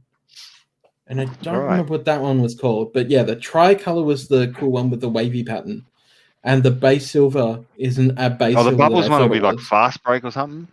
Yeah, I think so. Is that what that is? Yeah. But yeah, I guess we'll see when it comes back. I'm paying attention to the chat, buddy. I see my name there. Yeah, no, it's all right. Cody was asking when the race is going to start. We'll probably end up wrapping up in a sec. We've got probably 3 or 4 minutes. Yeah, good. Oh, shit, we've been going for 2 hours. Yeah, we've been going for longer than I planned, but that's all right. It's good. Good chat. Right. I've got some brisket that's probably overcooked by now. Yeah, no, the fam would have taken care of it, so it'll be all right. It'll be all good. That will have eaten behind without bubbles as fast. Thank you. Yeah, so cool. All right, well, look, we might wrap up. Chesh, CP, very much appreciate you guys coming on. For those who are going to try and find Chesh, where do they find you? YouTube.com/Chesh Breaks. You can also find me chatting in the Cherry Discord and, of course, the Baseline Drunks Discord as well. Yes, indeed. CP, you're in a similar boat. Yeah, that's where I'm lurking. I'm lurking in the Discords. Yeah, good lad. Well, if you want to, check out the Discord situation. We'll chuck some information in the description. That's what the cool kids say. And thanks for joining us, and we'll chat to you guys soon. Bye, everyone. See you later, everyone. Packs. Peace out.